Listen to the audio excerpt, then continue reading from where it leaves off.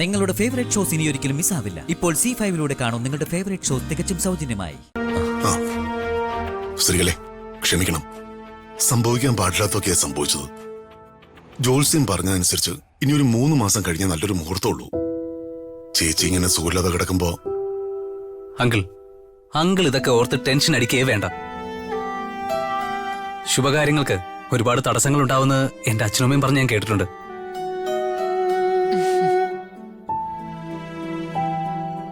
ഒരുപാട് ഫോർമാലിറ്റീസിലൊന്നും ഞാൻ വിശ്വസിക്കുന്നില്ല. ഹൃതികയെ കണ്ട ആദ്യ നിമിഷം തന്നെ എന്റെ എൻഗേജ്മെന്റ് കഴിഞ്ഞതായിട്ടാ എന്റെ മനസ്സിൽ ഞാൻ വിശ്വസിക്കുന്നത്.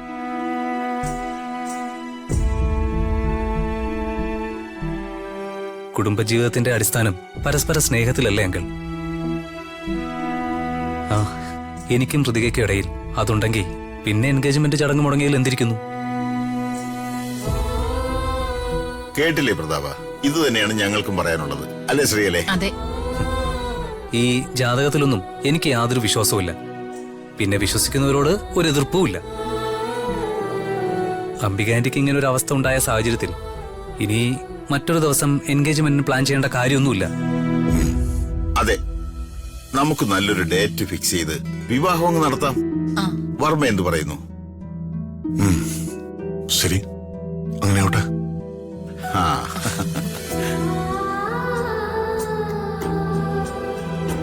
രാജു, ഭക്ഷണം കഴിക്കാനുള്ള സമയമായി. നീ ചെന്ന കാര്യങ്ങൾ നോക്ക്. ശരി സർ. മോനെ അശ്വിൻ, നിങ്ങൾ ചെന്ന് ഭക്ഷണം കഴിക്കാം.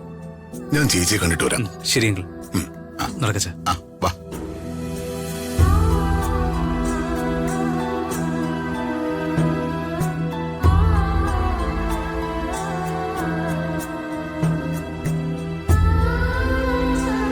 എന്തൊക്കെ ജാതകം നോക്കിയാലും എത്രയൊക്കെ വലിയ ജ്യോത്സ്യന്മാർ തീയതി കുറിച്ചാലും ചില ഗ്രഹനിരകളുടെ കണക്കിൽ ഒരല്പം പിഴവ് വന്നാൽ മതി മോളെ. പിന്നെ കഴിഞ്ഞു കഥ. നമ്മുടെ കയ്യിൽ എന്തിരിക്കുന്നു? എല്ലാം തീരുമാനിക്കുന്നത് മുകളിലുള്ള ഈശ്വരനല്ലേ. മോതിരം മാറ്റം വരെ എത്തിയ ചടങ്ങ് മുടങ്ങിപ്പോയെന്ന് കരുതി മോള് വിഷമിക്കൊന്നും വേണ്ട. എല്ലാത്തിനും അതിൻ്റെതായ സമയമുണ്ട്. നടക്കേണ്ടത് നടക്കേണ്ട സമയത്ത് നടക്കും. അതെ, സംഭവിച്ചതൊക്കെ നല്ലതിനാണെന്ന് മാത്രം ചിന്തിച്ച് സമാധാനായിട്ടിരിക്കെ.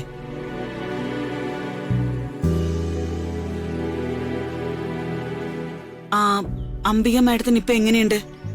അമ്മായിക്ക് ഡോക്ടർ ടാബ്ലറ്റ് കൊടുത്തു. വലിയ കുഴപ്പമൊന്നും ഉണ്ടെന്ന് എനിക്ക് തോന്നുന്നില്ല.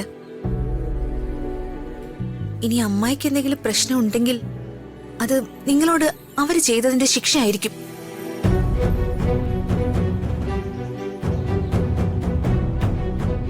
അങ്ങനെയൊന്നും പറയണ്ട മോളെ. ആർക്കും ഒന്നും വരാതിരിക്കട്ടെ.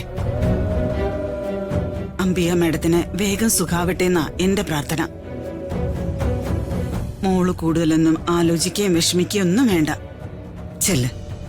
ചെന്ന് സമാധാനായിട്ടിരിക്കെ. എങ്കിൽ ഞങ്ങൾ ഇറങ്ങട്ടെ മോളെ. വാ. ഋതു, ഞങ്ങൾ ഇറങ്ങോ? Sree, I am sorry Shri.